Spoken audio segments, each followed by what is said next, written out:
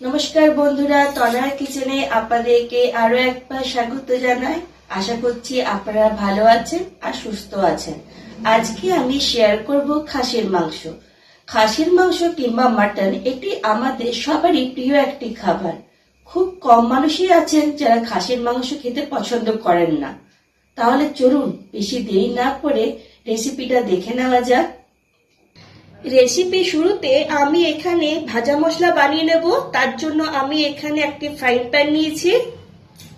এরপর আমি এখানে একটা প্লেটে 7-8টা ছোট এলাচ নিয়েছি, 10-12টা লবঙ্গ, এক টুকরো দালচিনি, 1 চা চামচ আমি গোটা জিরে নিয়েছি, 2 চা চামচ আমি গোটা গোলমরিচ নিয়েছি, 1 টুকরো জয়ত্রী আর অর্ধেক টুকরো জায়ফল নিয়েছি। দেখতেই পেলেন এগুলো সব ঘরোয়া উপকরণ। এরপর এগুলোকে লো ফ্লেমে রেখে ভালো করে ভাজতে হবে। মোটামুটি 2 থেকে 3 মিনিটের মতো ভালো করে রোস্ট করে নেব।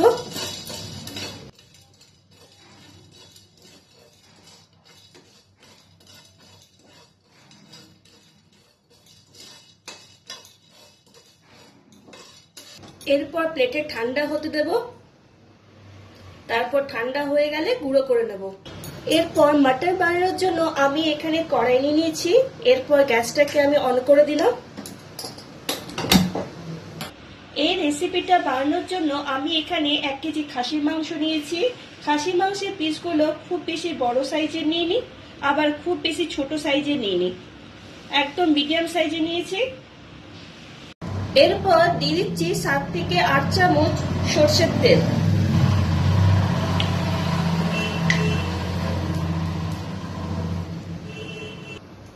এরপর তেলের মধ্যে দিয়ে দিচ্ছি একটুখানি খাসির মাংসের চর্বি।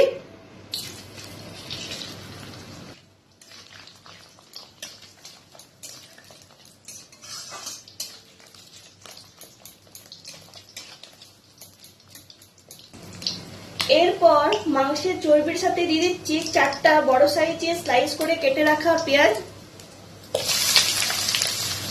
তারপর এই স্টেজে ফ্লেমটাকে হাই রেখে পেঁয়াজটাকে ভেজে নেব। যতক্ষণ না পেঁয়াজটা লাল লাল না হয়ে আসছে পেঁয়াজটাকে হাতে সময় রেখে ভেজে নিতে হবে।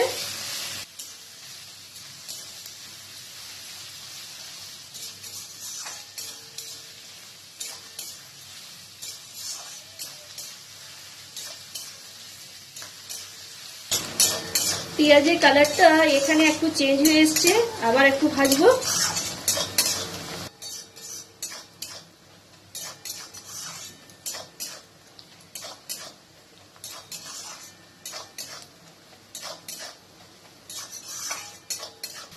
পেঁয়াজটা এখানে দারুণ লাল হয়ে এসছে।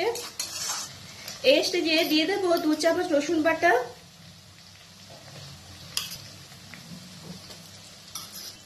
আর তার সাথে দেব 2 চামচ আদা বাটা। এরপর গ্যাসের ফ্লেমটাকে মিডিয়াম রেখে ভালো করে ভেজে নিতে হবে পেঁয়াজের সাথে। এই আদা আর রসুনের কাঁচা গন্ধটা যতক্ষণ না যাচ্ছে ততক্ষণ পর্যন্ত ভালো করে ভেজে নিতে হবে।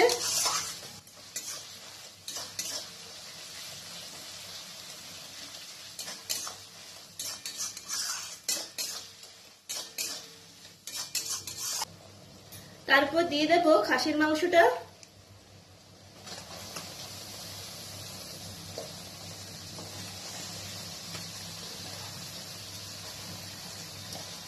এরপর ফ্লেমটাকে হাই রেখে ভালো করে মেশাতে হবে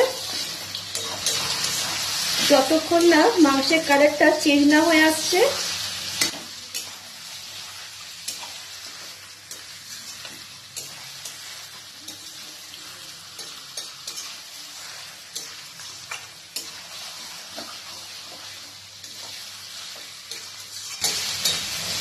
হাই ফ্লেমে রেখে 10 থেকে 15 মিনিটের মতো নাড়াচাড়া করে নিতে হবে।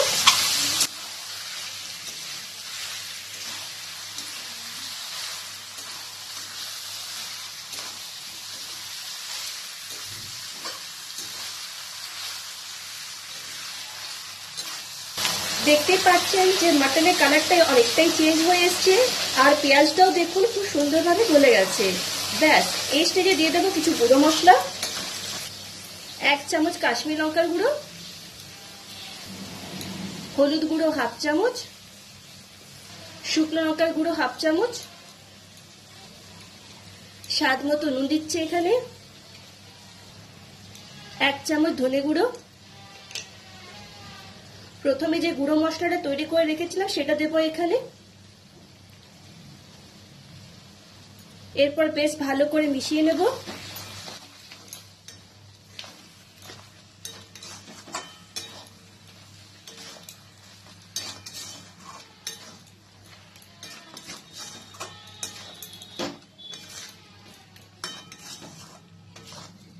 মাংসের থেকে যতক্ষণ না পর্যন্ত তেল ছাড়তে শুরু না করছে ততক্ষণ পর্যন্ত কষিয়ে যাব।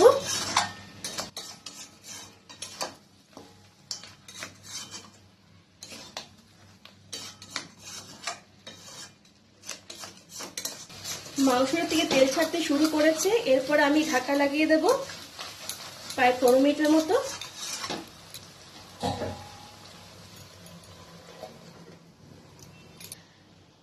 মাঝে মধ্যে আমি 1 থেকে 2 বার চেক করে নিয়েছি যাতে মশলার তলায় লেগে না যায়। দেখতেই পাচ্ছেন মাংসের থেকে জলটা আস্তে আস্তে ছাড়তে শুরু করেছে।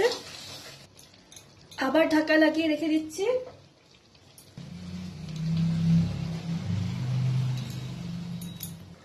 আবার কিছুক্ষণ পর ফিরে এলাম। দেখতেই পাচ্ছেন যে মাটনটা থেকে বেশ ভালোভাবে জলটা ছাড়তে শুরু করেছে।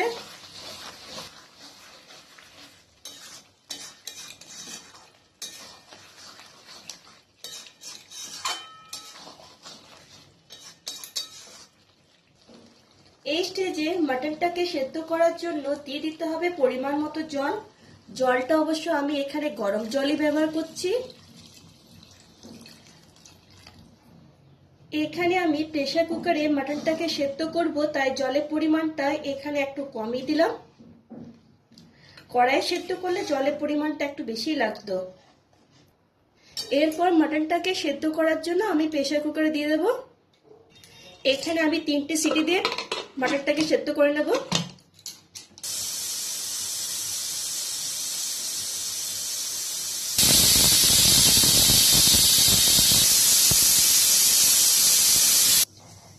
এরপর প্রেসার কুকারে ঢাকা খোলার পর আমি মাটনটাকে আবার কড়াইয়ে ট্রান্সফার করে দেব।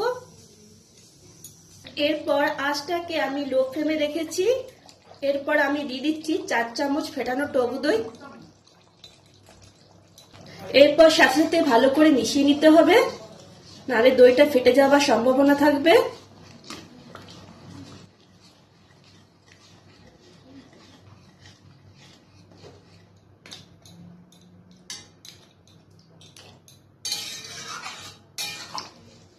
এরপর ঝালের জন্য আমি 2 চামচ কাঁচা লঙ্কা বাটা দিচ্ছি। ঝালটা আপনারা নিজেদের পরিমাণ মতো দেবেন। এরপর ভালো করে মিশিয়ে নিতে হবে। নুনটা আপনারা অবশ্যই চেক করে নেবেন, কম লাগলে একটু এখানে দিয়ে দেবেন। এরপর আমি এখানে 1 মিনিটের মতো ঢাকা লাগিয়ে রেখে দেব। ঢাকা খোলার পর দেখুন কালারটা কি সুন্দর এসছে আর দারুণ একটা গন্ধ বের হয়েছে। এরপর শেষে আমি 1 চামচ ঘি দিয়ে দিলাম। আপনারা চাইলে ঘি নাও দিতে পারেন। রেসিপিটা নিশ্চয়ই আপনাদের ভালো লেগেছে। ভালো লাগলে কমেন্টস করে জানাতে ভুলবেন না। এরপর প্লেটে সার্ভ করে দেখানোর পালা।